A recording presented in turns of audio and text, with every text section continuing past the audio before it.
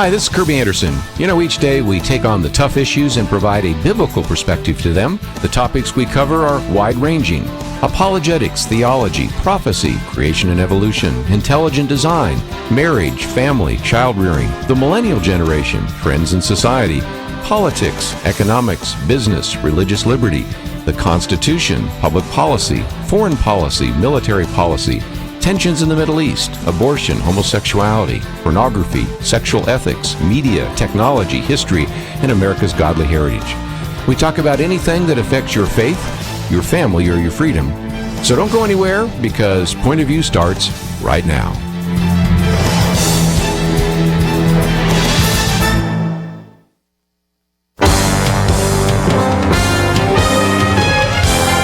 Across America, live.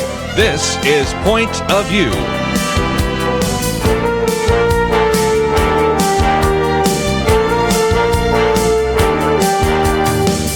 And now, Penna Dexter.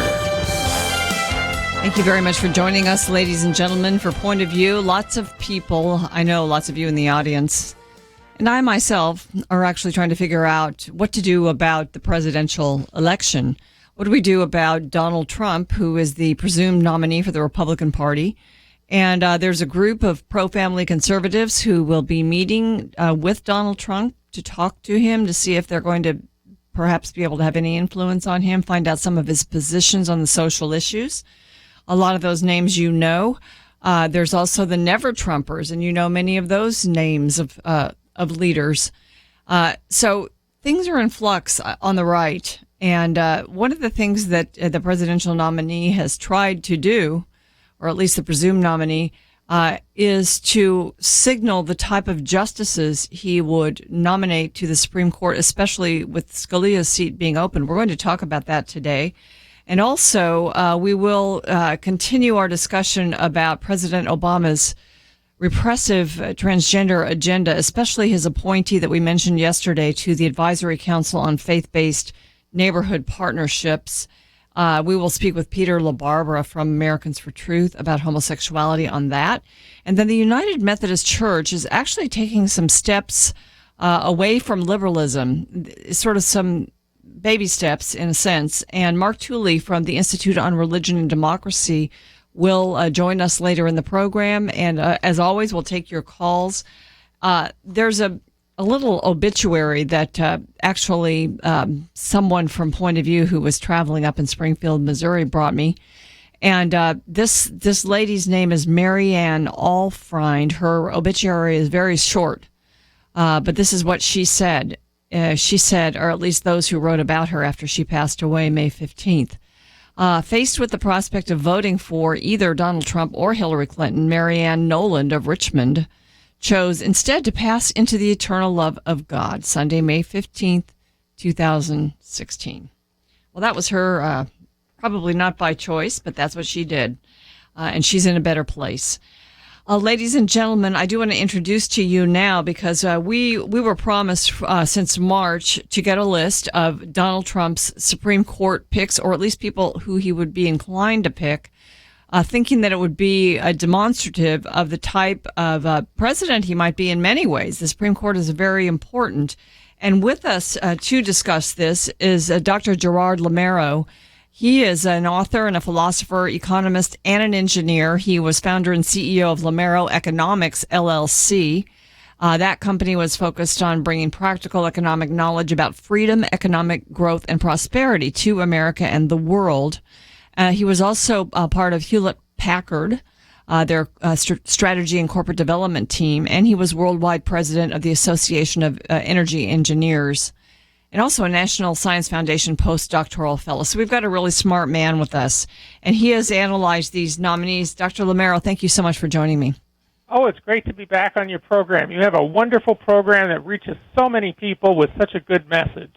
Well, thank you very much. And you sound like a happy warrior or a happy person, which is something a lot of us need right now. Well, I sense God's love in my life, and God is my focus, and I'm saved by the Lord, Jesus Christ, and I feel good. And I have a lot of faith in God, and that we're able to pray to Him and get guidance and counsel every day. Well, I think this story about this lady in Springfield, Missouri, who went to be with the Lord just recently, and she was really concerned about who to support, who to vote for, and it's funny in a way to mention that, but it's also instructive, I think, for us to remember what's important, isn't it? Oh, absolutely. And by the way, this whole Supreme Court question is a big one. And I like to follow what William Buckley said years ago when he was an active conservative. He founded National Review. He was a very brilliant thinker and philosopher himself. He said, you always vote in any race for the most conservative person who has a possibility of winning. And that's kind of my philosophy here. Donald Trump has said things that bother me. He's not perfect. There are other people in the race that might have done a better job.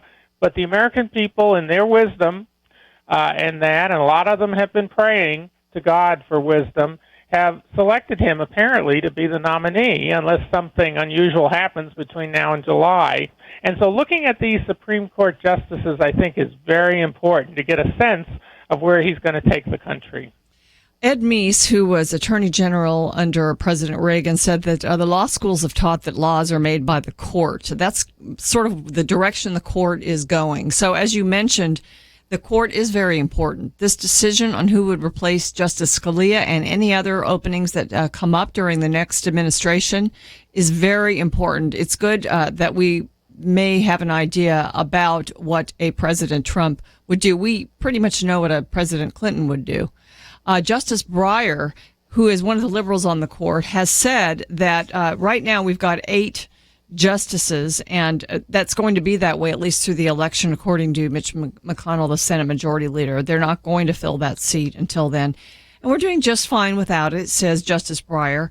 But now we need to look ahead. And so that's why we have actually invited Dr. Lameiro to join us, because he's analyzed these Supreme Court picks. And Dr. Lameiro, there are 5 state Supreme Court justices on the list, 6 federal appeals court judges on the list. And not that he's going to pick one of these, but these are the type of judges and justices that he will consider, correct? Right. He has said in a TV interview the day after this list was made public that if he doesn't pick these actual people, he will pick people who have the identical philosophy to these people. And his philosophy is pro-life, and its philosophy is conservative, constructionist, constitutionalist. And let me just tell your audience how important this is. We are not just electing a president this year. We are electing a Supreme Court that will be in effect until roughly 2050, because this president will likely appoint 4 people. We have Justice Scalia's opening due to his unfortunate death. We have Justice Kennedy, who'll be 81 next year, Justice Ginsburg, who'll be 84, and Justice Breyer, who'll be 79. Those 3 other justices will likely have to be replaced because they typically either retire or, in the case of Scalia, they die.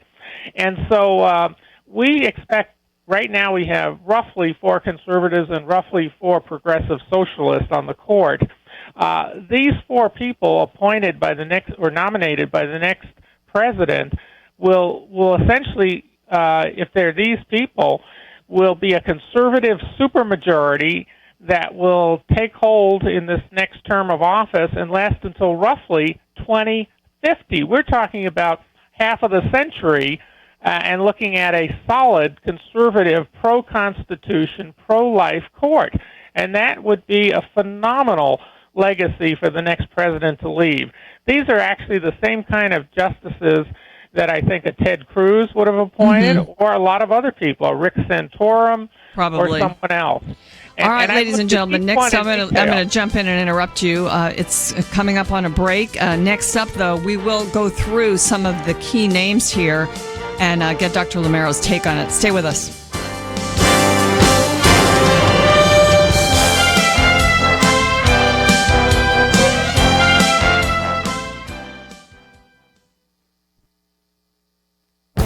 This is Viewpoints with Kirby Anderson. What are the key components of the free enterprise system in America today? Arthur Brooks, in his book, The Battle, describes 5 principles. The first principle is the purpose of free enterprise is human flourishing, not materialism. In this statement, he sets forth the moral case for free enterprise. He argues in one chapter that people flourish when they earn their own success. It's not money per se that's a measure. Instead, it's what Arthur Brooks called earned success. A second principle is that America stands for equality of opportunity, not equality of income. Arthur Brooks has found that non-Americans will tell you that Americans are the most egalitarian people in the world. Most of us believe that we should have similar opportunities, but also believe that we might end up in different places. A third principle is that we seek to stimulate true prosperity, not treat poverty. Arthur Brooks says that nearly every study of impoverished communities around the world show that prosperity, not poverty, is the right focus if we want to lift people out of poverty. A fourth principle is that America can and should be a gift to the world. Here is where we see a split in values. While some Americans see America as exploitative, most Americans believe that our country does more good than harm. And moreover, they believe that the nation has been a force for good in the world. And a final principle is that what truly matters is principle, not political power. Americans reject the pursuit of political power at the exercise of principle. Confidence in politicians in America is now as low as it was during the era of Watergate. You know, Arthur Brooks in his book explains how we can make the case for the free enterprise system, and these are key principles that we need to promote. I'm Kirby Anderson, and that's my point of view. From Sony Pictures Home Entertainment, Risen, the resurrection as seen through the eyes of a non-believer. Available now on Blu-ray, DVD, and digital.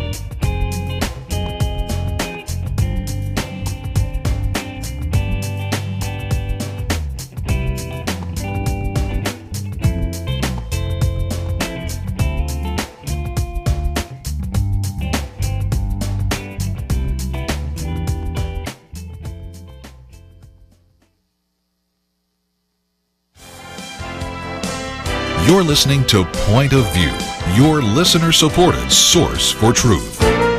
Welcome back to Point of View. My guest is Dr. Gerard Lameiro. We are talking about Donald Trump's list of Supreme Court possibilities. The Wall Street Journal says this is a generally impressive list. And, some people are saying these are conservatives, but more importantly, as the Journal says, the list includes some of the more solid constitutional originalists in the country. And Republican Senate, they say, could hold him to his own standard if he goes rogue, much as it did with George W. Bush when he nominated Harriet Miers. Well, Dr. Lameiro, let's go through some of these names. I'm noticing one that I've known of. Her name is Diane Sykes. She's out of Wisconsin. Her husband is actually it's her former husband, but a talk show host, very conservative. What about her? Oh, I think she's fantastic. She voted to uphold Wisconsin's voter ID law, which makes all the sense in the world. She's currently on the U.S. Seventh Circuit Court of Appeals. She's from Wisconsin. Charlie Sykes, of course, is a well-known talk radio host in Wisconsin. She looks rock-solid conservative. Judge William Pryor from Louisiana, he's on the 11th Circuit, another conservative, correct?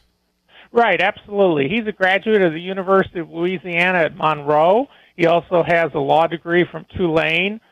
He wrote an opinion to uphold Georgia's voter ID law. And by the way, voter ID is very important that we get that under control and not have a lot of dead people supposedly voting and all the funny things that go on. And I've written before on that topic in itself because it can affect elections if it's a close race. Yeah, and here in Texas, we're fighting that right now. Our voter ID law is being challenged. Oh, yes, absolutely. Judge Pryor, by the way, also concurred on an order to prevent the Secretary of HHS from enforcing the Obamacare birth control mandate. Okay. Well, that's a big issue for our listeners.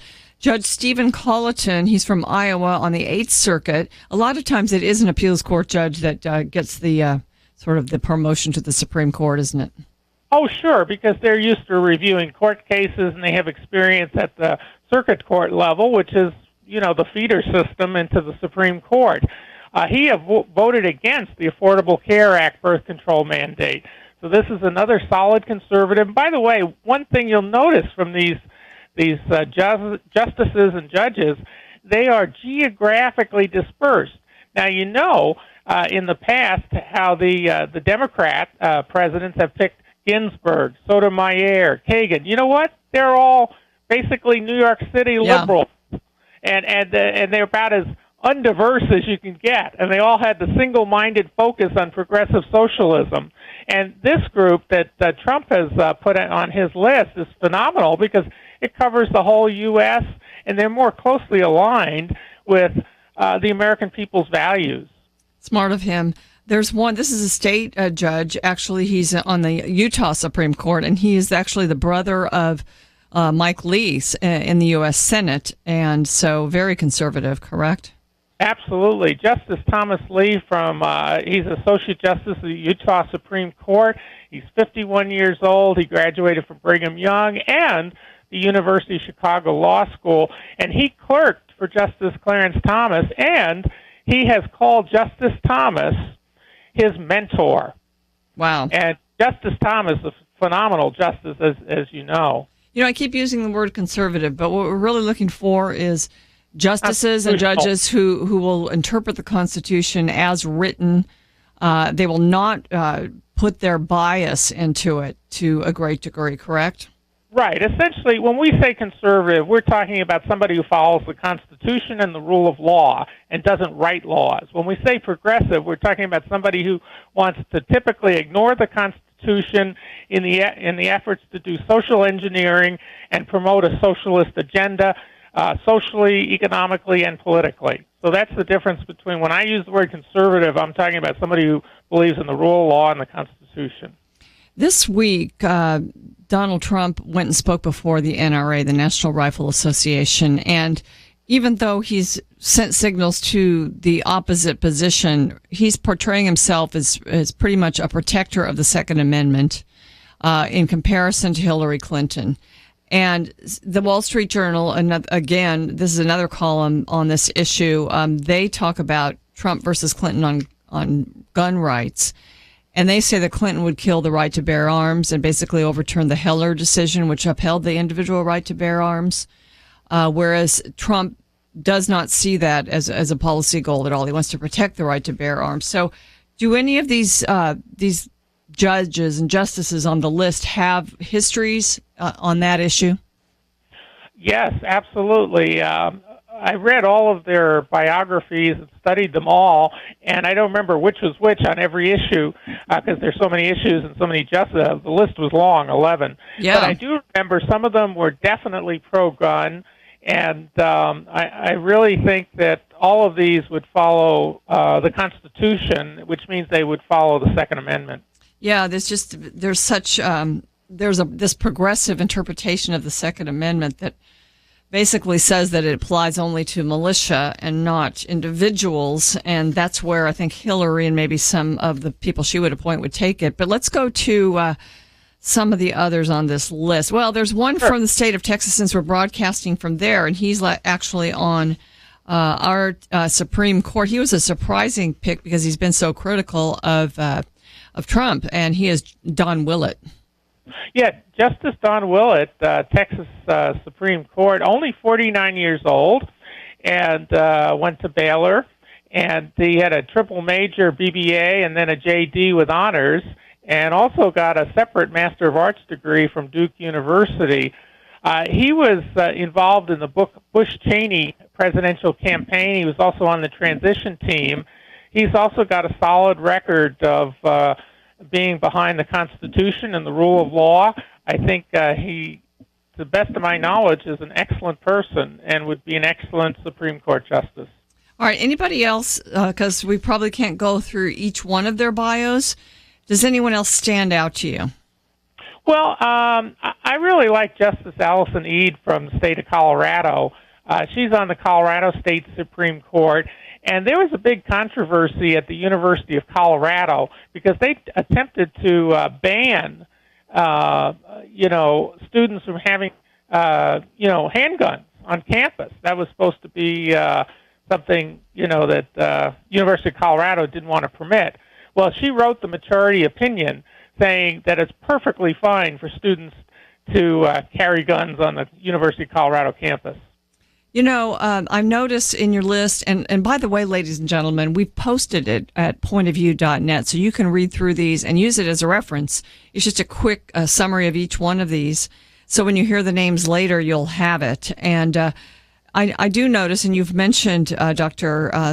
Lameiro, that a lot of these justices have voted the right way on Obamacare, on the HHS mandate, and Right. and that is important because we've already had 3 cases go to the Supreme Court about Obamacare, and only one has really gone the right way, which is the Hobby Lobby case, and now maybe the Little Sisters of the Poor case. It may go the right way, so that's important because there are going to be regulations coming out of Obamacare for years to come that are going to be litigated in the courts, aren't there? I'm actually more optimistic than that statement you just made because I don't expect Obamacare to have any regulations in about 2 or 3 months after the election. Do you think that's going to be legislatively done or judicially done to get rid of it? Well, I think it probably is going to be a combination of executive order and legislation, but I think that's going to be wiped off the books fast. I think that... well, it sounds like you think Donald Trump's going to be elected then. Oh, absolutely. I think it'll be a landslide. And in my book, Great News for America, which came out in January, I made 10 predictions for America surrounding this election. And one of those predictions is a conservative landslide. I predicted it will be a historic presidential election, which means you have a high voter turnout, one of the highest in our history. And that happens just every few years when the American people get angry with the parties, and they are angry with the parties this year. And I predict that as part of that turnout of conservatives that are upset with the direction this country has taken, there's going to be a conservative landslide. I do not think Hillary has a chance of becoming president, and I don't think Bernie has a chance, and I don't think Joe Biden, should he come in to substitute for Hillary, who may get pushed out due to her FBI problems, legal problems. I think Trump's going to walk away with this one. Well, ladies and gentlemen, you heard it here on Point of View. Thank you so much, Gerard, for joining me today. I appreciate all the information you've pulled together. Well, I love being on your show. You do a great job and really appreciate the job you do for America. Well, thank you. And ladies and gentlemen, give us a call, 800-351-1212. Our topic, we'd love to hear from you whether or not you agree with Gerard's prediction. But also, we'll be talking about the bathroom mandates, and we'd love to hear from you. Again, 800-351-1212. You're listening to Point of View. We'll be right back. The end of the book of Jonah is really strange. God said there were 120,000 people in Nineveh who didn't know their right hand from their left. And yet today in America, many of our major corporations and politicians are fighting a war to permit men to use women's showers and bathrooms. Once you deny God as the measure of all things, you can't even recognize the most basic realities. America is in a battle for its sanity and survival. We need strong voices to tell the truth. We need Point of View. Become a partner in this important mission of speaking truth in love. Please, today is the day. Click the Join the Truth Team button at pointofview.net.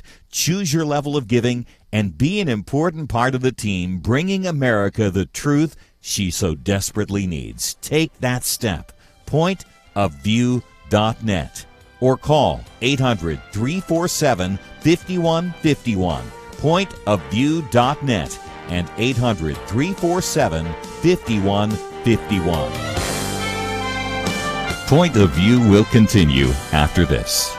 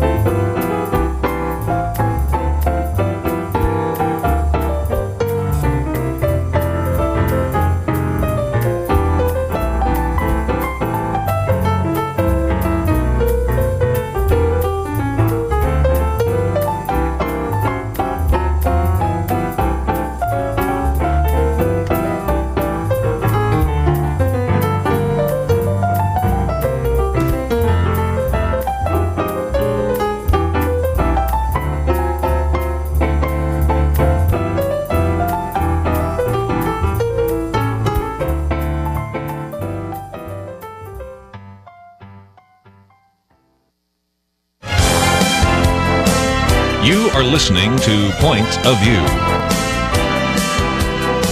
The opinions expressed on Point of View do not necessarily reflect the views of the management or staff of this station. And now, here again, is Penna Dexter. My stack of news stories on the oppressive transgender agenda coming out of this White House and this administration is growing. I'm not sure. I'd love to just toss it all and move on to some other subject, but it keeps coming. This one came yesterday, but we've placed it. We've placed an article regarding this.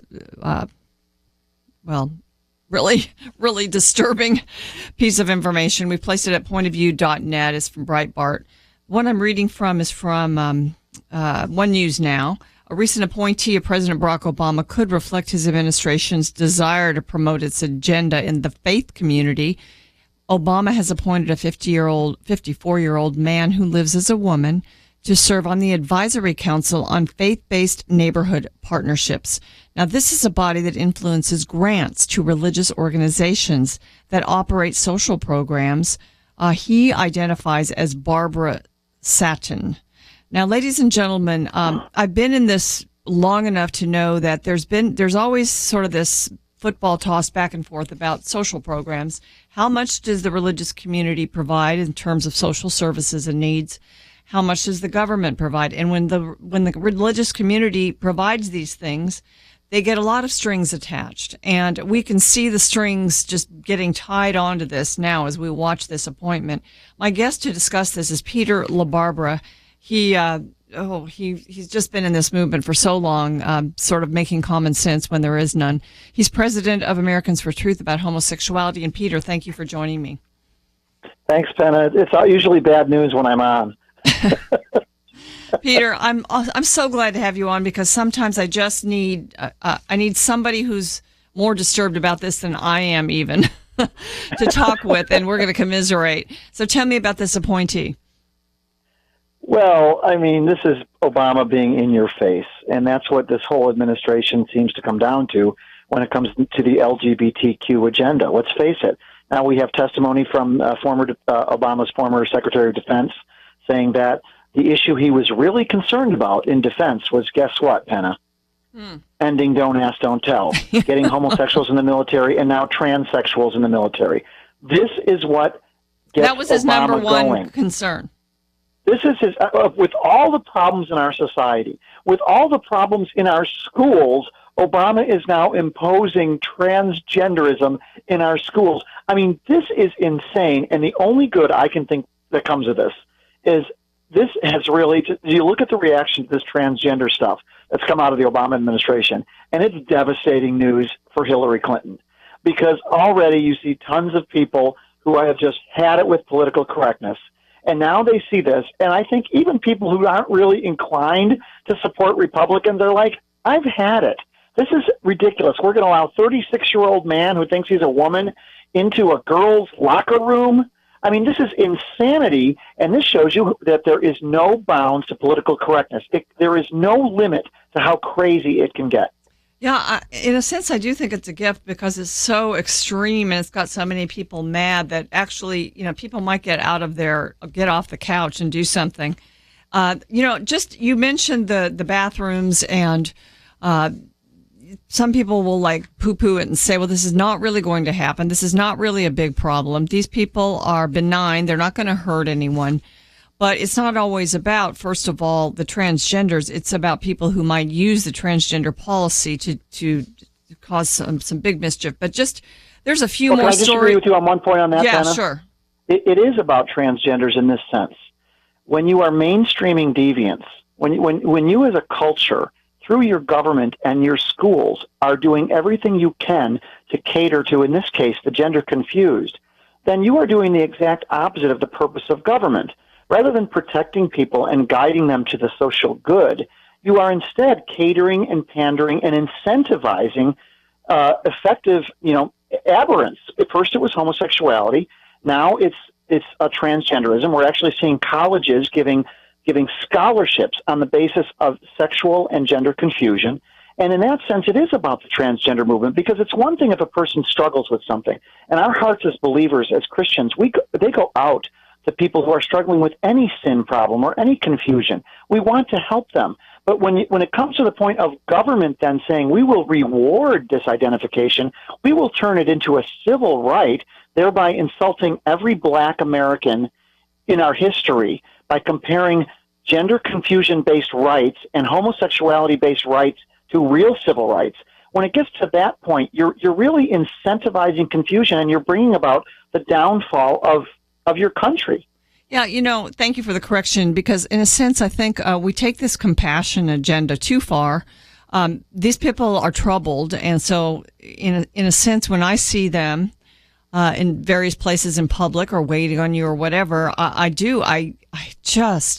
feel so bad because it is just so off the wall and out of the norm. And I just think about what their whole life, how troubled it is, because it really takes over your whole life, right, your family and all of that. So there's this misplaced compassion, and now it's, guiding our policies and even guiding some of our arguments. But then you take youth, Penna. I don't know, I'm sure you're aware of this. Now we are actually allowing, as a culture, in Chicago, there was a 16-year-old girl who believed she's a boy, and she had her healthy breasts surgically removed. Now, I hope you agree with me on that. I think that should be illegal. I think at the very minimum, I can't imagine a doctor doing it. Wait till they're adults. Yeah. Well, the doctor was a gay activist. The whole department in the Chicago hospital, he was the lead guy was a gay activist, and so can't we even ask the young people? Look, wait till you're 18. But no, we're giving these young boys hormones. We're allowing these radical surgeries even before the person is an adult. Okay, ladies and gentlemen, if you are concerned about this and looking at, what our Obama administration is doing and saying, well, this is, I'm going to protect myself by putting my children in private schools and just staying away from these public places where these things are happening. Well, guess what? You are not exempt, even if you've put your kid in the best and most fundamentalist Christian school there is in the country, because now even those bathrooms are a target, aren't they? Oh yeah, and you look. I mean, just as on the homosexual issue, the gay activists said, "Oh, we'll never try to get married in a church that doesn't support so-called gay marriage." And of course they will, and there will be lawsuits.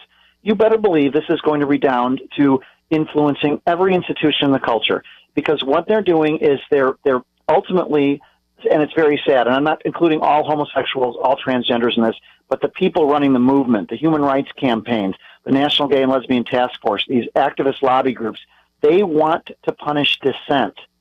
And so they want to use the big hammer of government and these so-called non-discrimination laws to punish private institutions.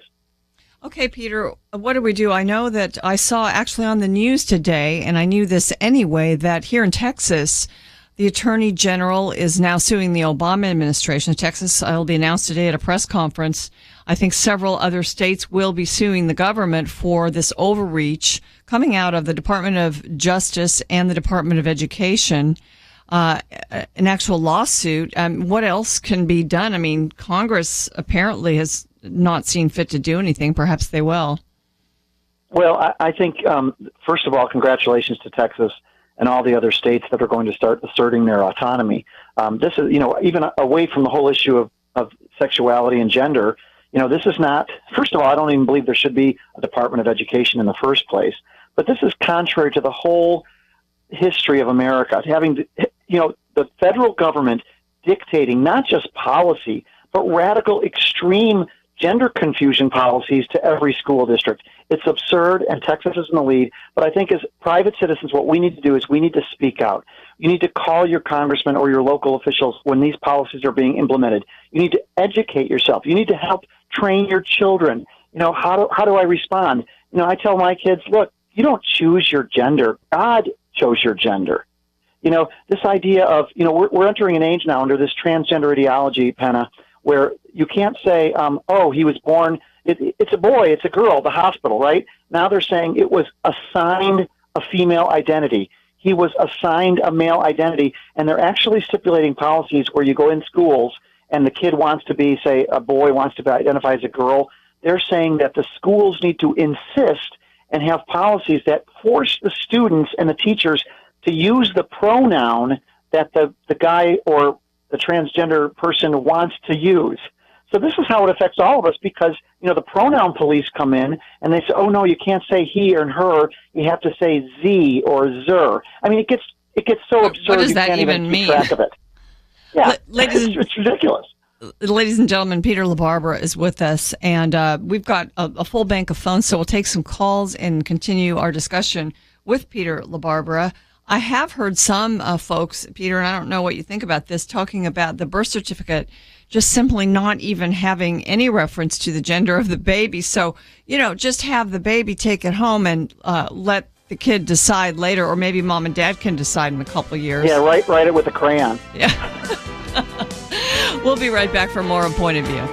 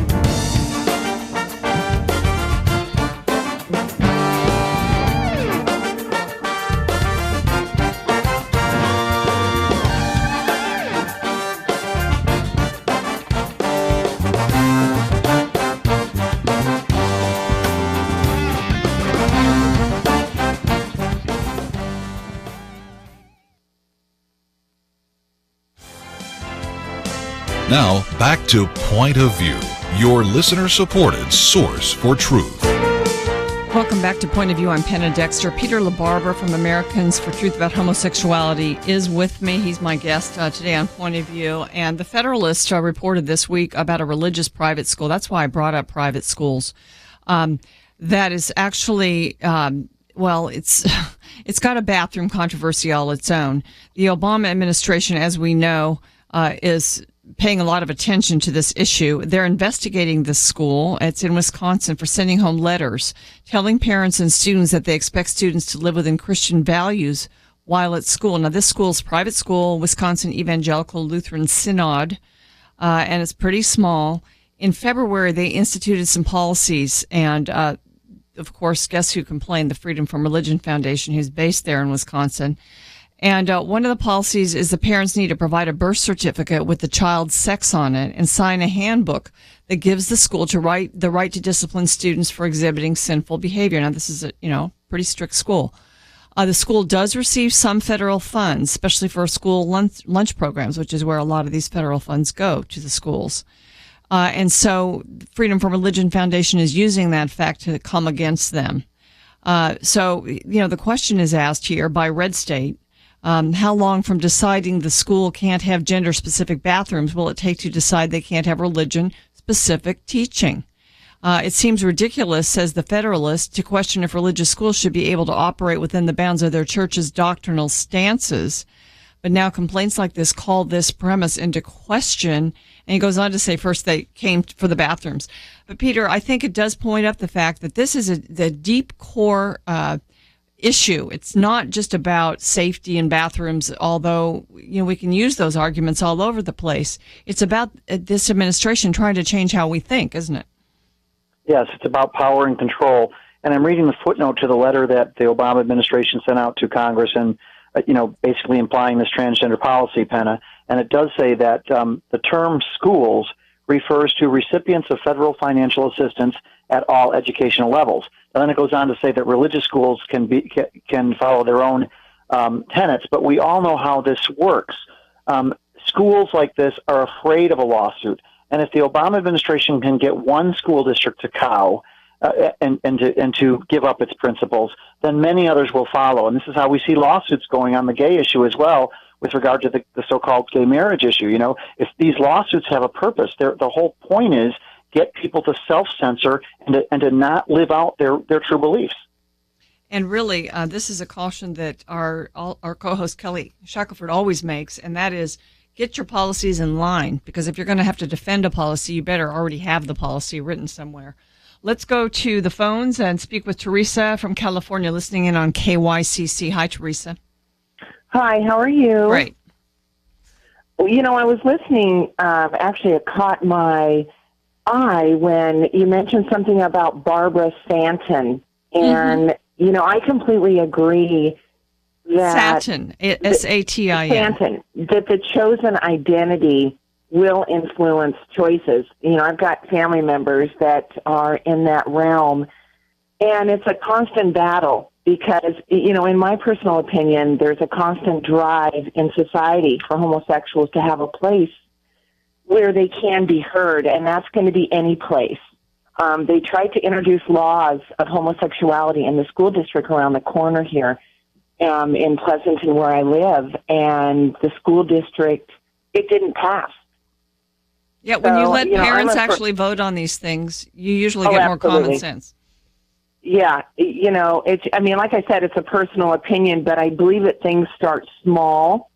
And I've got a preschool out of my home. I've got a business, and so I had to decide whether or not I wanted financial assistance or I wanted to take a leap of faith and open this business in the way that God would have me open it.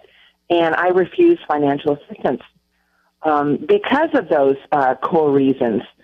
So I believe things start small and then they're gradual and they become bigger and bigger, but there is a motive. There is a motive in that person's mind to become known in society and to, like you said about the bathrooms, sharing bathrooms and so forth. It's absurd. It's just absolutely absurd. And I don't usually call point of view, but in this situation I did. Okay, well, thanks, Teresa. We appreciate your calling. Thank you. Yeah, thank you very much. And I'll continue listening. Peter, this is just a listener who's, I just think, sees this around her, and yes, she's just concerned. And this is, we are concerned, but a lot of us don't see down to what the real goal is, what the real agenda is. And that's what I want to ask you before we get too far, before we get to the break. And that is why? Why are they doing this? Why do they want to go after the basic difference between men and women? Yeah, well, it comes down to power and control, Penna, and as with lots of the left's agenda. And an example is I was reading through the regs here that came out through Obama. At one point it's citing all these school policies, and it cites It says you can't force the transgender, say in a locker room situation, you can't force the transgender. This is one school district's policy. You can't force them to a separate facility. But then another part of it said, but if a student, if let's say a girl had privacy concerns, you could get a separate facility for her. So I'm thinking, wait a minute. So the normal kid has to go out and dress separately, so the transgender boy who thinks he's a girl can enter the private space of females. Isn't that completely backward? And that's kind of symbolic to me of what this agenda does. It says, hey, cater to me. First on the homosexual issue, then this, and what's next? What's going to be next, right? It's all about eroding values, and of course Christianity stands in the way. People with biblical values are the ones who stand in the way of these agendas, and so what has to be done? They have to erode respect for those biblical values. Cater to the debased and marginalize the normal. Yes. I'm calling it the war on normal. Yeah, that's I saw that, and that's the reason I called you today, Peter, because I think you're absolutely right. It's the war on normal, and normal people are scratching their heads right now. The concern I have is, are the normal people concerned enough? Are they looking at the danger, enough to get out of their comfort zone and do something and stop this? Well, I hope so. I hope this wakes people up. But, I mean, we saw with the homosexual issue, a lot of people just sort of start giving up, or they bend to these ideologies. And the problem, we have to also be honest, Penna, we know it's the liberal media. Did you see that one poll? I think it was a Gallup poll, which showed that the average person believes that, I think it is 25% of the population is homosexual. This is a couple of years ago. And the actual number is between 1% and 2%. So that testifies to the media and Hollywood propaganda, which is like making these small problems seem much more normal in society. And once they accomplish that, then people start saying, well, maybe it's normal we have TV shows where there's two guys, having a little baby child, what's that show, Modern Family. Maybe that is normal. See, so we start changing our views rather than saying, no, wait a minute, let's just think reasonably. Let's apply our biblical minds to the problem, not out of hate, not out of intolerance, but just out of being, following the teachings, using our minds and assessing things. Peter, you make too much common sense. Thank you so much for joining me. Thank you for the battle that you've waged really against this agenda for so many years. And now anybody that questioned that this was going to be a full-on problem for the nation and our freedoms and our religious liberty knows that it is. It is such a problem, and you're really in the fight and in the battle, and we appreciate it. Well, I appreciate you, Penn, and you've done so much. And can I give my website out as well? Please do. It's Americans for Truth, and that's FOR, AmericansForTruth.com. Americans for Truth. And folks, if you're driving, you can click through it to frompointofview.net. Peter's picture is there, and you can find out all about him and his great organization. God bless you, Peter. Thanks. Ladies and gentlemen, we are taking your calls here at Point of View. We do have a guest next segment, but we'll try to take some calls throughout that, and then the final segment will be strictly devoted to you with an open line. We'll be right back. This election has been one of the most divisive in history. Even close friends have been driven apart because they dared support the wrong candidate. Jesus said the world would know his disciples by how they love each other. I'm asking you to do something today as a sign of unity. Step up and support the Truth Team at Point of View Radio so we can be a beacon of truth in 2016 and beyond. America needs Christians to be informed and as unified as possible, applying God's wisdom to civic life.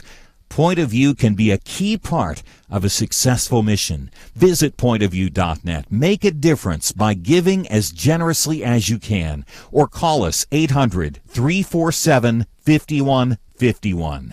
Our next president will likely appoint at least 2 Supreme Court justices, maybe even more. We need each other, and I believe that we need Point of View, and Point of View needs you to invest in the mission. Please join us today. pointofview.net and 1-800-347-5151. Point of View will continue after this.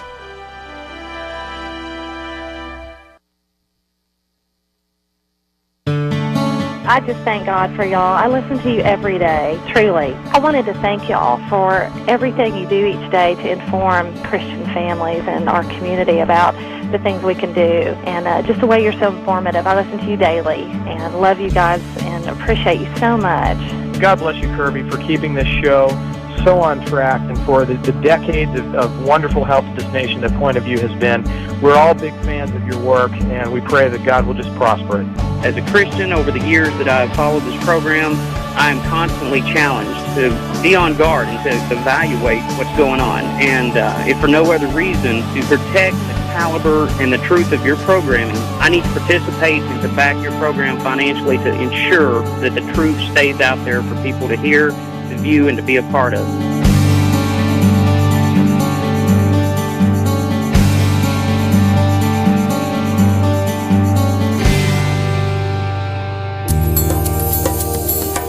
This is Point of View Radio.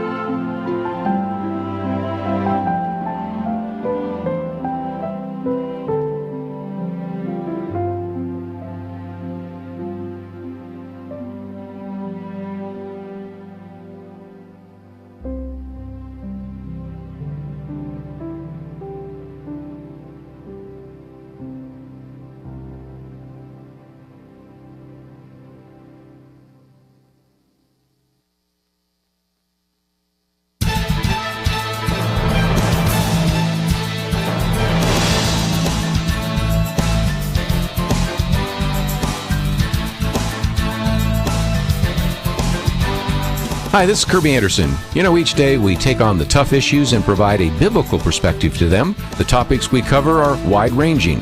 Apologetics, theology, prophecy, creation and evolution, intelligent design, marriage, family, child-rearing, the millennial generation, trends in society, politics, economics, business, religious liberty, the Constitution, public policy, foreign policy, military policy, tensions in the Middle East, abortion, homosexuality, pornography, sexual ethics, media, technology, history, and America's godly heritage. We talk about anything that affects your faith, your family, or your freedom. So don't go anywhere, because Point of View continues right now.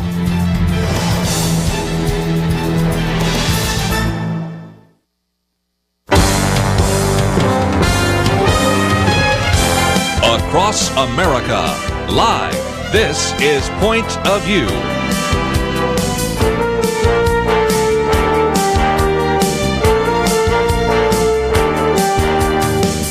And now, Penna Dexter. Thank you very much for joining us for the second hour of Point of View. Just to reset the stage, in the last 30 minutes, the last couple of segments of Point of View, we've been discussing issues of human sexual, not really sexuality, but gender identity, which is now, there's this push to make this a human right, and it's causing all kinds of consternation and dislocation. And I just kind of want to look back to the church's role in some of this. And I've got a guest waiting on the line. I'm so glad that he's with me, because I also saw a story last week that made me happy, having to do with the United Methodists. They had their quadrennial convention. They voted to, and this is on the issue of the sanctity of human life, to require church boards and agencies to withdraw immediately from an organization. It's called the Religious Coalition for Reproductive Choice. This organization advocates for abortion, and the Methodists are pulling out of this group. And there's been a lot of confusion or fighting in the Methodist Church about marriage, homosexual policies, and things like that.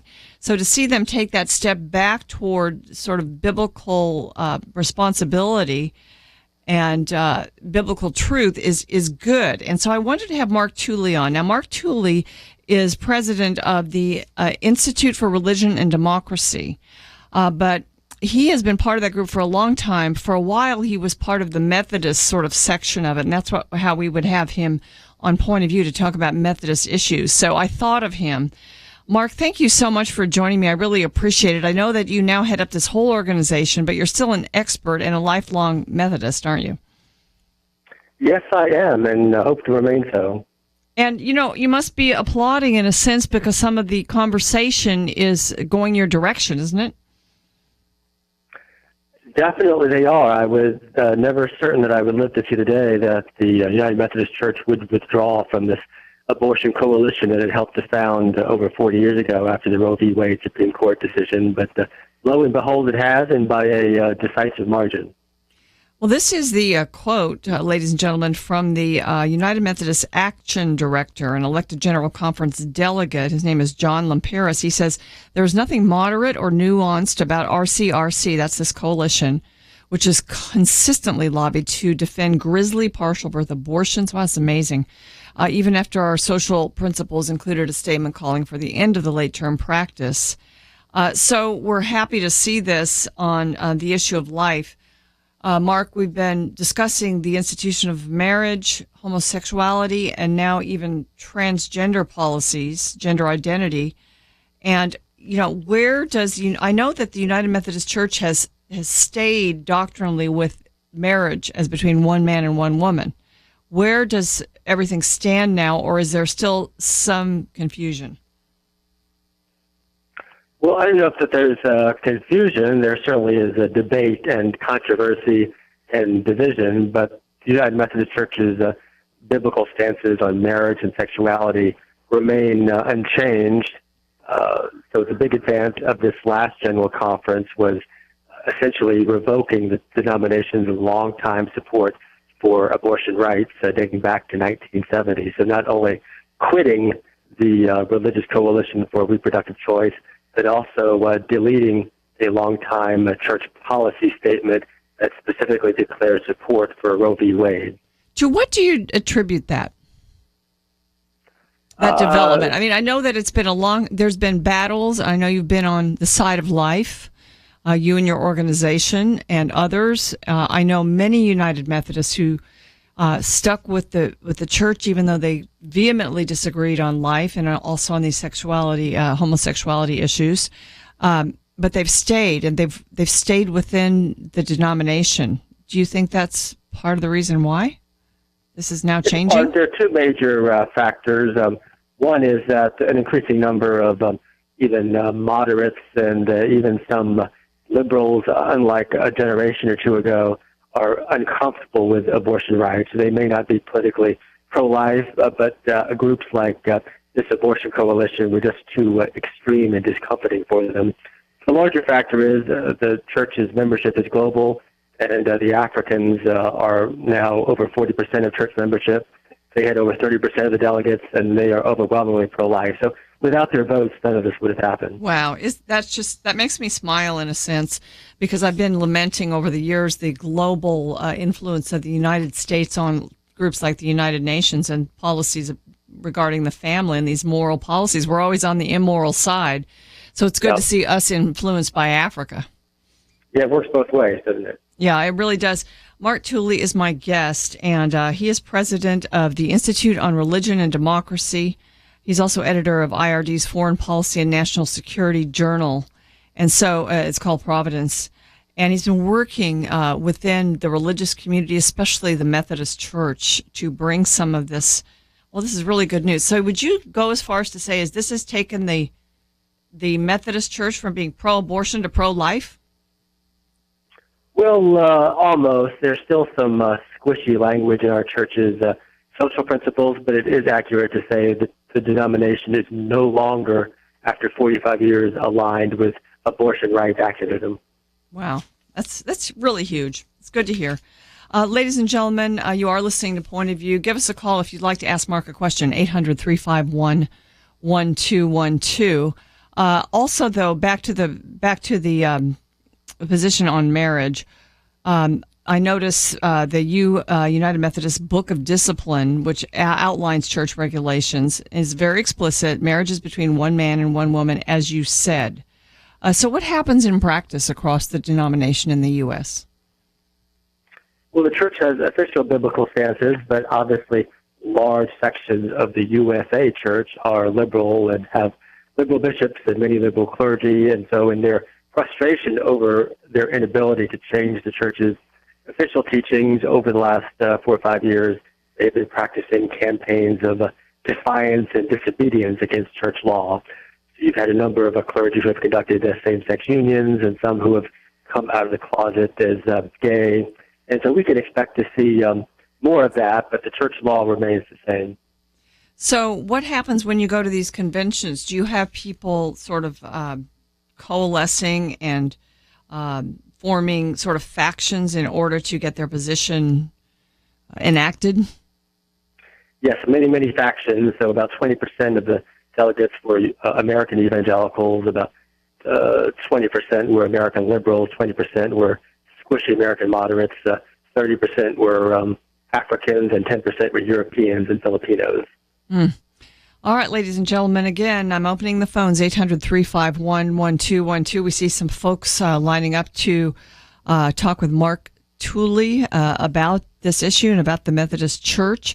I noticed that the church is proposing a 2-year investigation into their position on gay marriage, even though people like Mark would say that that's already been settled a long time ago, and what God says is what is the truth, and it's true for that denomination. But it is a divide, and it is a controversy there. And one of the great populist denominations in our country, and it's important what they do. We do applaud this new position, pulling out of this pro-abortion organization. This is great news. We will continue our discussion on the Methodist Church right after this.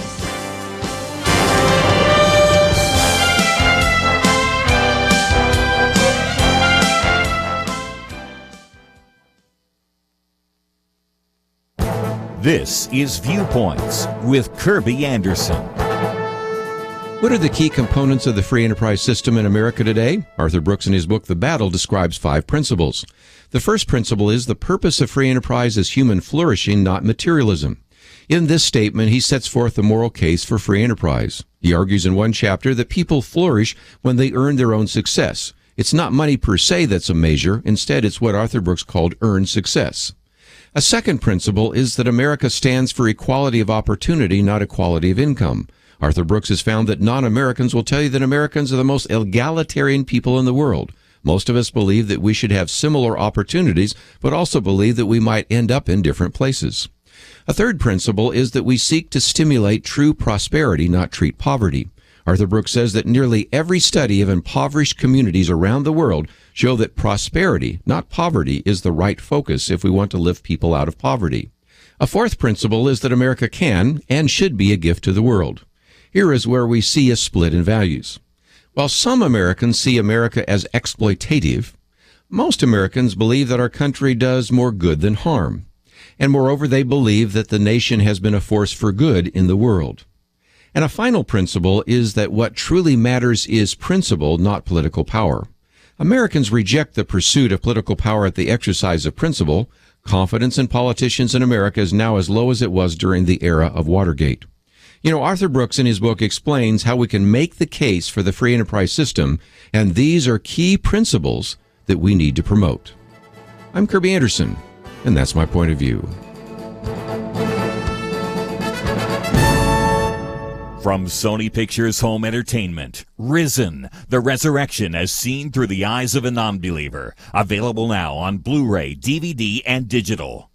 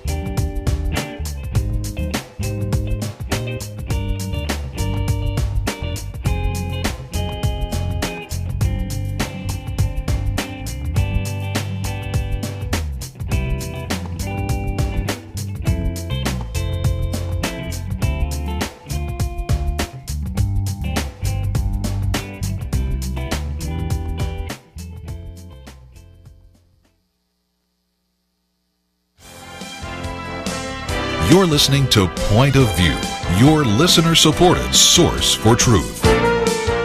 Welcome back to Point of View. My guest is Mark Tooley, president of the Institute on Religion and Democracy. And the Institute on Religion and Democracy, IRD, is a faith-based alliance of Christians who monitor and also comment and report on issues affecting the church. And what they say on their website, we seek to reform the church's role in public life and protect religious freedom and support democracy at home and abroad. And I know some of the early issues, Mark, had to do with sort of socialist tendencies, social justice issues coming into the church. And not that the church shouldn't be concerned about social justice, but many of the denominations became politically very liberal. And we saw splits. We've seen splits. For instance, now we have the Episcopal Church and the Anglican Church in North America. They've split. And we also have the Presbyterians having split, but the Methodists haven't, have they? We have not. Of the 7 mainline Protestant denominations, 5 have compromised their teachings on sexuality, and all 5 have suffered some level of schism and accelerated membership loss, even beyond their typical membership losses of the last 50 years. But United Methodists have not compromised, and in fact, because they're global, are a growing denomination. They've lost 4 million American church members over 50 years, but they've gained 5 million African church members and now are approaching 13 million members worldwide. Wow. It's sad, though, to see that the loss in membership. I mean, some are moving to evangelical churches, but I think some people, when you're in a church who sort of loses its biblical focus, they just kind of lose it, too. You think? Well, it should be an obvious point. There's not a single growing liberal denomination in the world, much less in the U.S., the consequences are very predictable, and yet denominations specifically pursue that course for whatever reason. All right, let's take a call from the state of North Carolina. Linda is listening in on WLGP. Hi, Linda. Thanks for calling. Hi. How you guys doing? Great.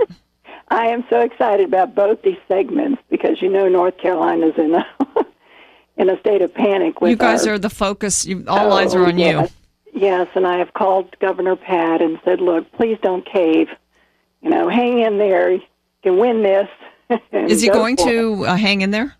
Well, I think he's modifying the bill right now, and I don't know to what extent yet, but we're just all praying that it's not going to be a radical change and that he's just going to keep on doing the right thing.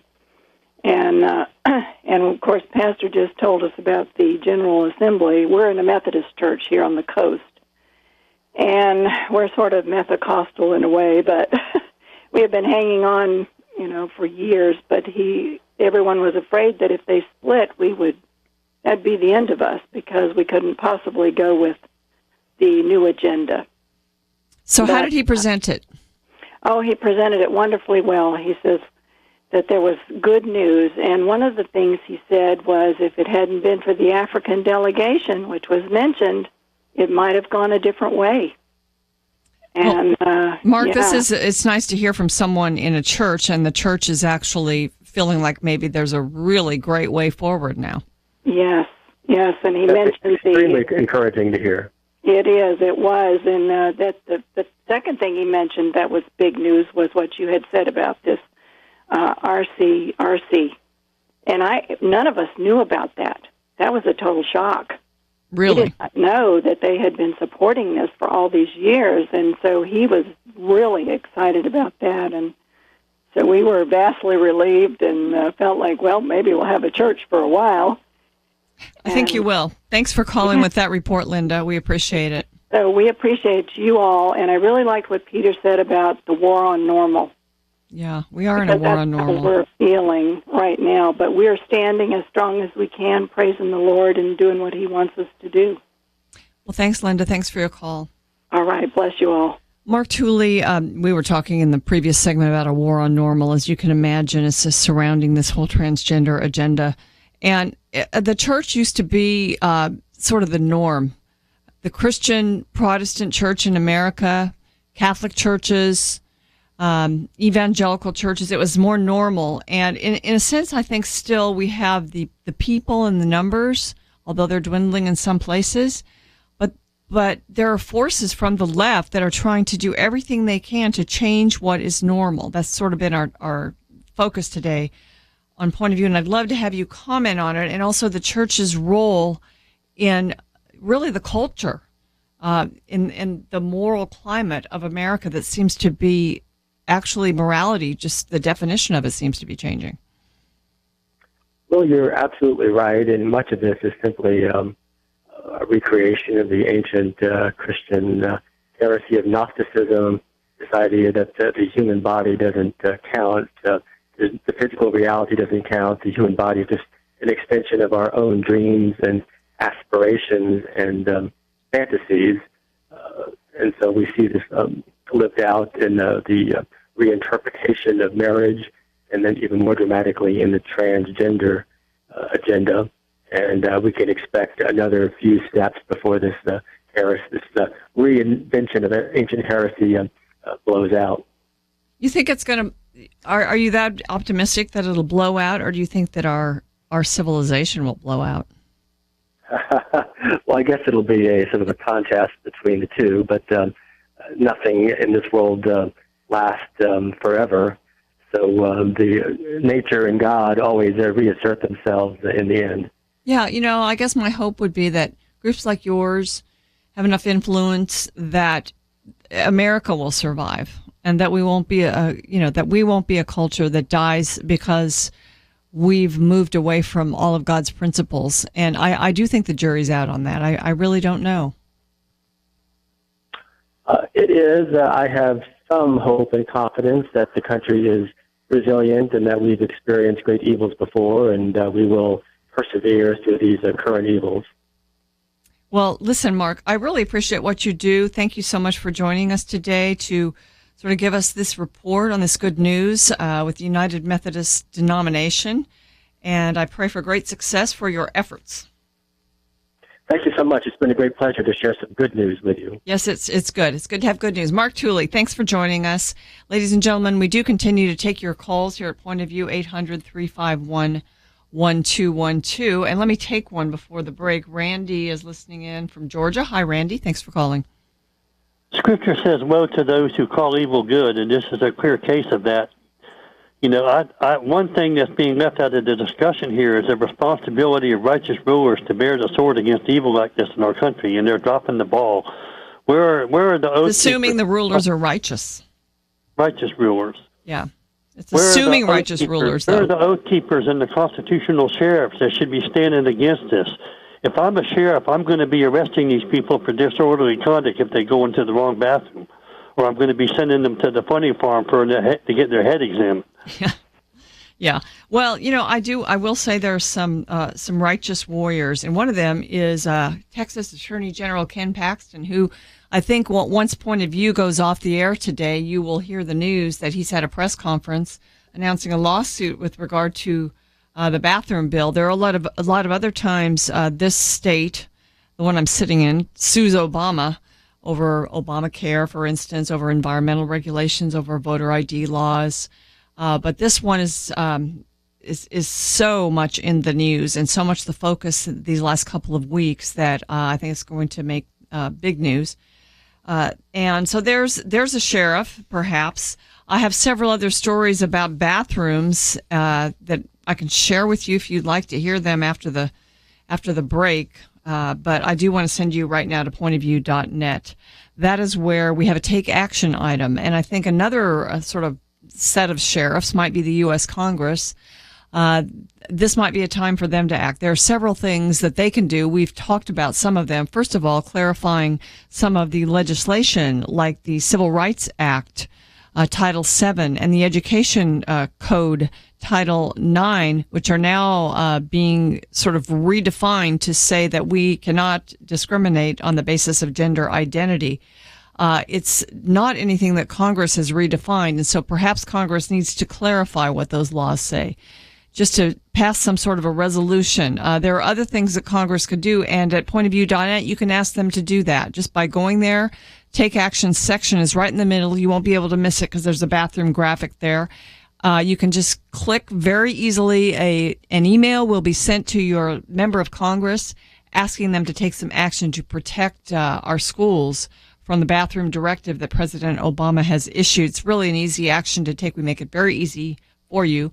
So you can do it. Pointofview.net. You can also find out more about all of our guests today, read the articles associated with it, and make great use of the donate button, because Point of View is a program that depends solely on the gifts of listeners, and we would ask that you would help us continue to do these broadcasts every single day. Stay with us. We've got more after this. The end of the book of Jonah is really strange. God said there were 120,000 people in Nineveh who didn't know their right hand from their left.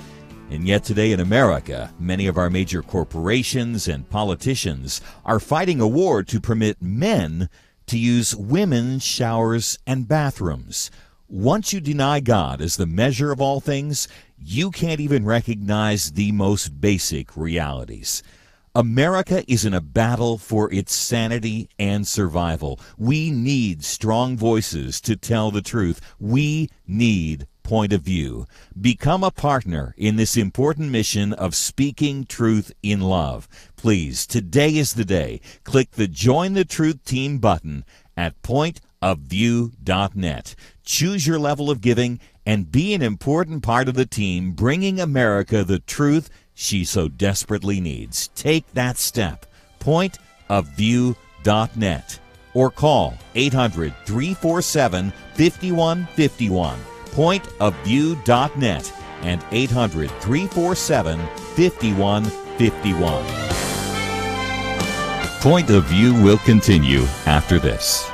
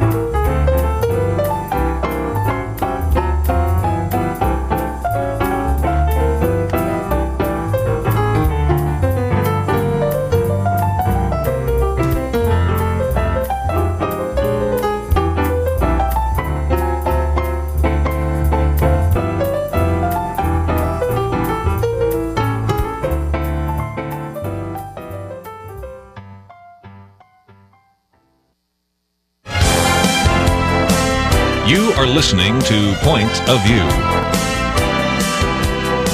The opinions expressed on Point of View do not necessarily reflect the views of the management or staff of this station. And now, here again is Penna Dexter.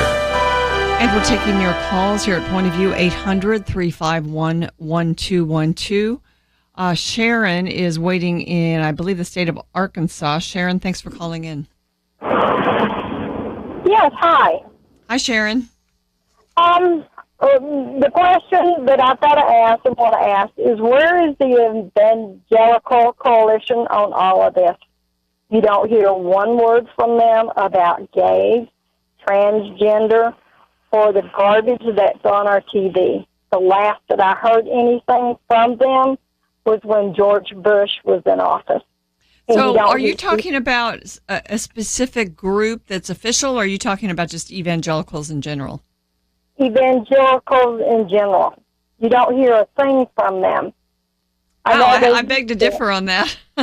I know so many great organizations that are speaking out on these issues, including our program Point of View, but also groups like the Family Research Council or the Heritage Foundation, all the pro-life groups that are out there, Susan B. Anthony's List, and National Right to Life Committee, even Americans United for Life, Peter LaBarbera's group that he was on the show earlier today, Americans for Truth, about homosexuality. I mean, there's just countless groups who are speaking out. You don't hear them speaking out in public, is what I'm trying to say. Usually, you have the news people going after them, or they're on the news, but you don't hear about it anymore. It doesn't seem like that. Yeah, it depends on what you're watching. I mean, I do.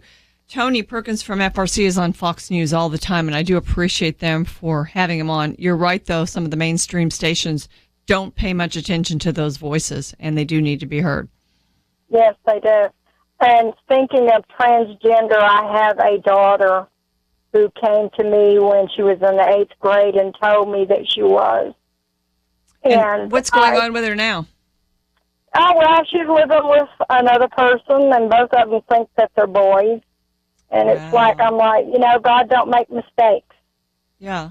And, so I'm curious, because that must have been difficult for you. How did you handle it, and how have you handled the relationship with her? Well, I've spoken to both of them. I've talked to them about Jesus, and I've talked to them about the love of God. And it's just hard. It's hard for me and my husband both. And it's just, you don't know how to cope with it. You really don't. You don't know how to go about it when they keep pushing it in your face. But I love them with all my heart. You're supposed to love them. Yeah. But I'd let her know that I don't agree with it. You were born a girl, so was the other person born a girl, and you will die a girl. God don't make mistakes, and that's what I've said to them. So. Well, that's good. I mean, and certainly prayers, consistent prayers, nothing like troubles with your kids to bring us to our knees. Thank you for sharing that, though. You're welcome. You have a great day. You too. Bye-bye. We continue to take your calls here at Point of View. Let's go to Eileen in South Carolina. Hi, Eileen. Hi, how are you today? Great. Okay. Karl Marx, his 3 things that he would have to accomplish in order to be a dictator over the proletariat: the elimination of the right of all private property, dissolution of the family unit, and destruction of what Marx referred to as the opiate of the people, religion. And in 1961, there was William C. Sullivan. He was the assistant director of the FBI. He gave a speech delivered to Highland Park Methodist Church in Dallas, Texas. And he was saying that clergymen are failing to recognize obvious communist propaganda in petitions, open letters, clemency appeals, pamphlets. And they're working under mistaken notions that clergymen can work with communists for peace, civil rights, ending racial discrimination without harming religion and strengthening. And it's coming to a head now. I mean, this has been in the works for, 50 years, 100 years? The takeover of America, and I think it was Khrushchev, and he said that, we would be destroyed from within. Yeah, I do think that's true, and it's coming to a head. I think different churches had different reactions. Some churches, the ones that kind of stayed biblically true, pulled out for a while. They said, well, we're just going to concentrate on just our faith, our families, and we're going to stay out of politics. And that was very unfortunate, because then the ones that were moving left stayed in, and they were the ones that were influencing or not influencing the culture in a biblical way, but sort of going along with the liberal progressive left. And so that was sad. Then, all of a sudden, back in the 80s, I would say, the religious right came along and tried to insert itself again. And, the results have been mixed from that. I think for the most part, it's been good, because Christians have seen they need to be politically involved, but there still aren't enough that do see that as a mandate. Right, and I think one of the problems he said was confusing the values of communism with those of Christianity, and confusing the social doctrines of Karl Marx with those of Christ. That's very true.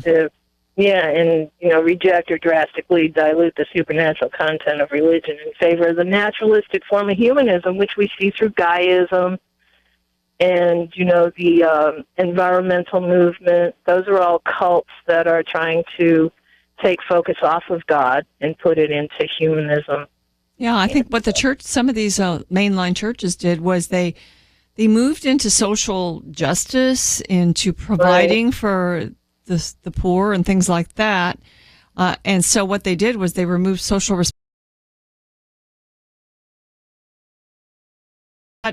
It took all the power out, really.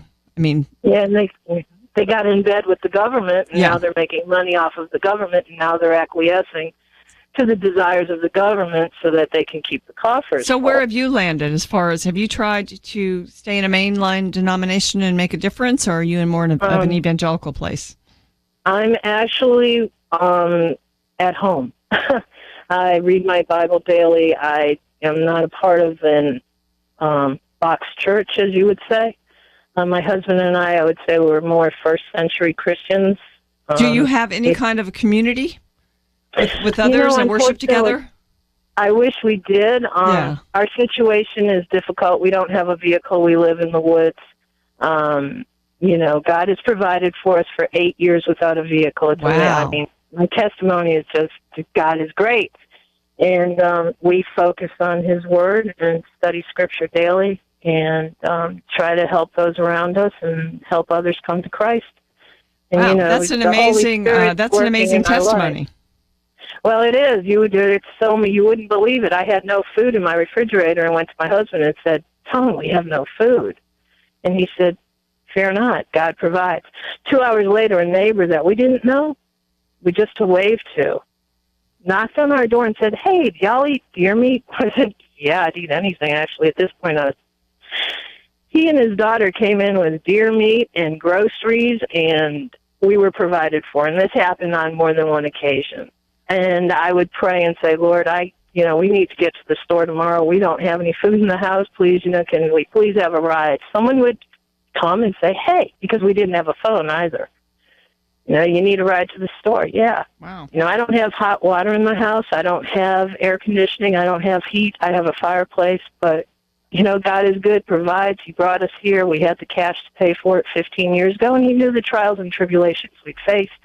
Anything that, is a trial and tribulation just makes you stronger. It just deepens your faith, because I know now that God provides. I first began this trial. I went to the pawn shop and got rid of some really nice things, because I have to pay that electric bill, to pay that phone bill. Wow. Listen, I've got to let you go because we're coming up on a break. But okay, I'm sorry. I appreciate, this is like a faith builder to hear how God has provided for you. And I think I'll just pray that God will also provide some community and people to encourage you in the faith, because we all need that. But we have a minister that we are friends with. Well, that's good. Yeah, we do, actually. Yeah. You ought to go to his church, maybe. All right. Eileen in South Carolina, that was unexpected to hear about the way God has provided for her. But ladies and gentlemen, you are listening to Point of View, and we are taking your calls, 800-351-1212. The final segment will be more of an open line dedicated to your calls. And, there's so much now in the news that we could discuss. Presidential politics, I guess, is front and center. And Hillary Clinton, now it's being actually articulated in a stronger way, in a sense, that she violated federal policy in her telephone policies. Will it make a difference? Probably not to the left. But we will continue to take your calls on this and other issues here at Point of View. Stay with us. And again, the website is pointofview.net. Our take action item on the transgender issue is there for your use, and the donate button is also there. We ask you to take full advantage of that, and we'll be right back.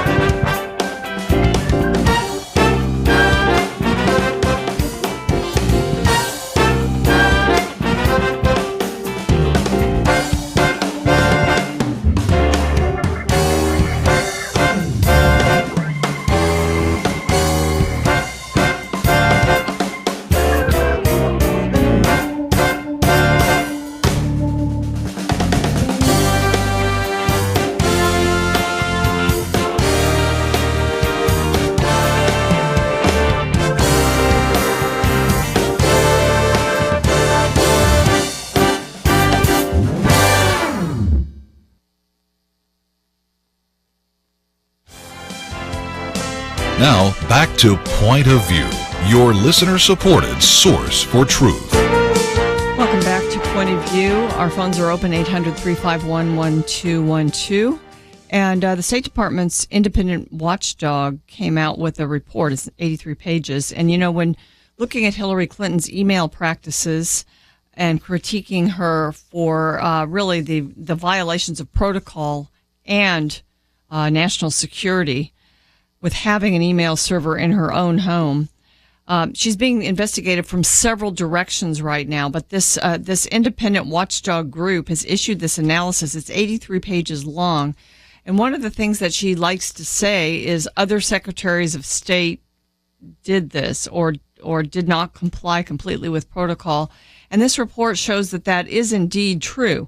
But it also issues sort of strong condemnation of her for failing to seek legal approval for the use of the email server, and also that she should have printed and saved her emails during her 4 years, according to protocol, in office, or if not that, then at least at the end of her time there, to surrender her correspondence immediately on stepping down, but she didn't. She didn't provide them until almost 2 years later when she was forced to. The report also found that a top Clinton aide was warned in 2010. I think this is interesting. We knew this, but some of this is just being reiterated for our ears now during the campaign, which is a good thing. She was warned that the system might not properly preserve records, but dismissed those worries. This is her aide, indicating the system passed legal muster. The Inspector General said that they critiqued the administration for not getting legal counsel on this instead of just dismissing it. In other words, you can say she either had very protective and sort of illegal activities in mind, or she was just extremely careless, one or the other. But the department could have definitely preserved emails better under multiple secretaries of state. But on Hillary Clinton, she takes the cake. Things have been shored up under John Kerry. And so this has come out and it's being talked about all day. So it's just interesting. And if you want to comment on that here in the final segment of Point of View, you are welcome to do so. Ted Cruz, a former candidate for president, did comment on it. He said she hasn't been telling the truth since day one, and her aide's refusal to cooperate with this probe only underscores that fact. Although Clinton has long claimed her practices were like those of other secretaries of state and allowed the report state she was in clear violation of the Federal Records Act. And, maybe one of my questions for you is that going to matter? Well, we did have a comment about sheriffs sort of taking charge of some of these activities that are taking place in the bathrooms and all the gender-confused policies that are there. And so I just wanted, I did mention early in the program that I've been handed a few different instances of bathroom issues that have all taken place since the directive, or at least surrounding the directive that came down from President Obama about school bathrooms. So here's one. And when you have a locality or a state where your bathroom issues are basically as Obama would like them to be, in other words, a person can use a bathroom based on their gender identity or how they think they are that day rather than their gender of birth, that's where you have perhaps some question whether sheriffs have any role in providing safety and security in these bathrooms. And here's a story that comes out of Washington, D.C. A security guard assaulted a transgender woman, he called her a he, she, in the woman's bathroom of a Washington, D.C. grocery store. This was a security guard named Francine Jones. So it's a female security guard. She's now being, I don't know if she's been formally charged. She's suspected of a hate crime because she blocked and barred a 32-year-old person named Ebony Belcher from the supermarket's women's room. Ebony says that Francine, the security guard, shoved her out of the bathroom. She said, "I'm tired of you guys coming in here using the woman's bathroom." So the security guard kind of got mad, pushed this quote-unquote female, but really a male, out of the women's bathroom, saying, I know you're a man, you, he, she. So this girl, really a guy, but she says she's a girl, she said the officer grabbed her by the arm, spun her around, grabbed her right behind the back, and forcibly pushed him out of the store. So it's not the man that's pretending to be a woman that's in trouble here. It's the security guard that was trying to keep things safe there in the store bathroom that is now being accused of a hate crime. So that's where we are. Those that would try to be the sheriff in these situations, or the one that would try to provide the safety and the security, now are in a rough position. They can't necessarily do it anymore in these states with these laws, and that's why these laws are so problematic. Here's another story. It's in New York City. Brian Elliott, this is sad. Brian Elliott visited a public pool in Staten Island last July to get some relief from the hot days. He's from Staten Island. His father was a first responder in 9/11 and died. And then the end of this first paragraph tells us, this was the first time he'd visited the pool since beginning a transgender transition, or a gender transition from female to male. He went into the pool.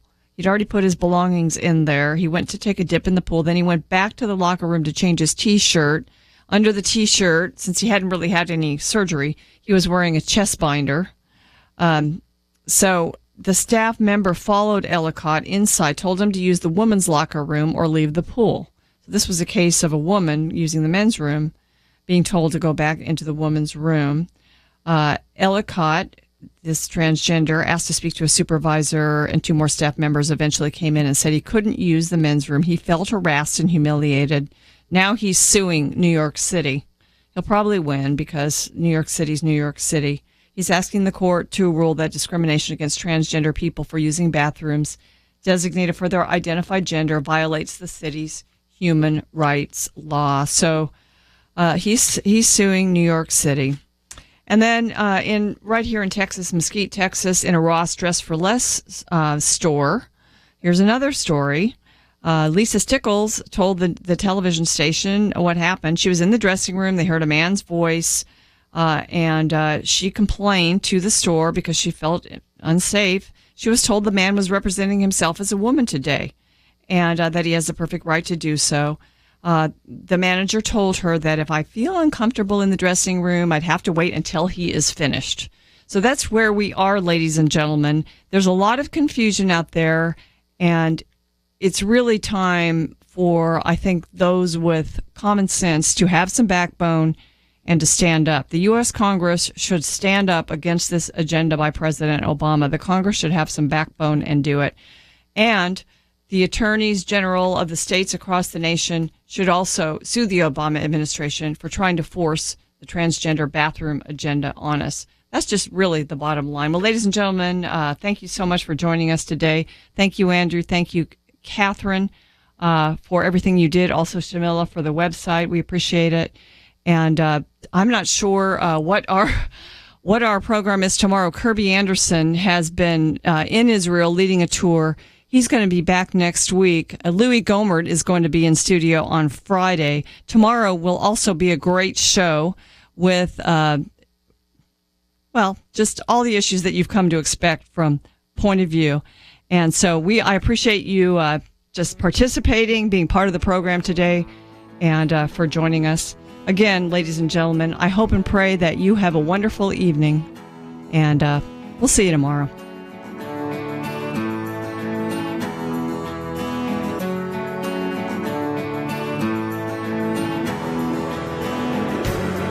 From Sony Pictures Home Entertainment comes Risen on digital and Blu-ray.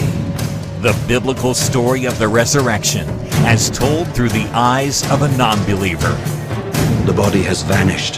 His tomb is empty. Available now on Blu-ray, DVD, and digital. Risen, rated PG-13. If you're prone to depression or melancholy, you might want to avoid the evening news these days. The only way to dispel the encroaching darkness is to raise up a light. Evil shouts in the streets, and we urge you to support Point of View as we spread truth and light over the airwaves. Join the Truth Team. Visit pointofview.net and click on Become a Monthly Partner. God's grace is still available for America. Help us to proclaim it. Call 1-800-347-5151, 800-347-5151, or again, give online at pointofview.net. Point of View is produced by Point of View Ministries.